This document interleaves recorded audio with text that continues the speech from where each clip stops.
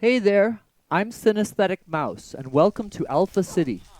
I've been building the city for a while now, but I've only been sharing my projects with friends. Now I'm learning to make videos, and if you're like me, Alpha City might be fun. This video is part one of a 4-part series about constructing a new building for my overworld gold farm. As the name suggests, it gathers gold resources for better gameplay. In this video, I'll quickly bring you up to date on what I shared with friends before I started learning video.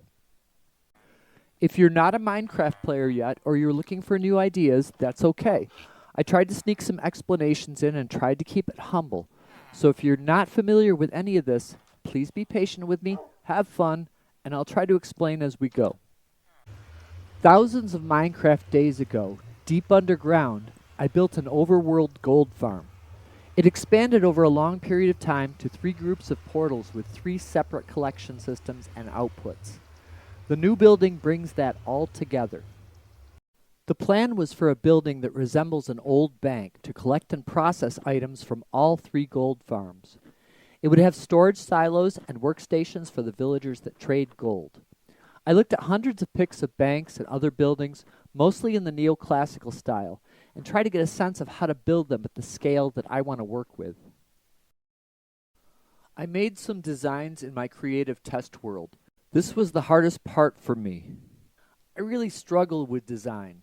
After many fails, I came up with a facade and side elevation that I liked, along with some of the interior.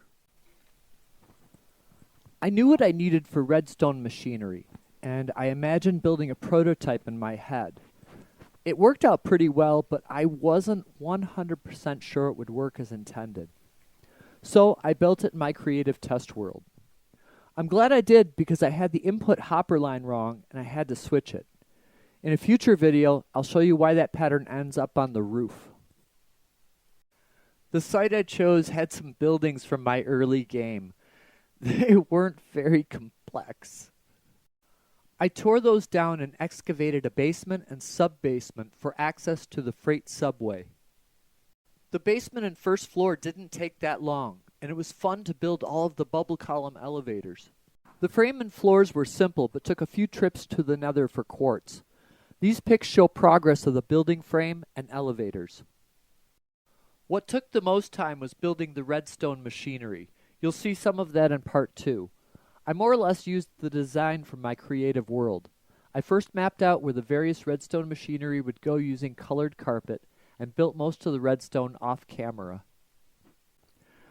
And that's when the video updates started. Learning this has been a lot of work, but it's been a lot of fun. In the second video in this series, we finished the last redstone.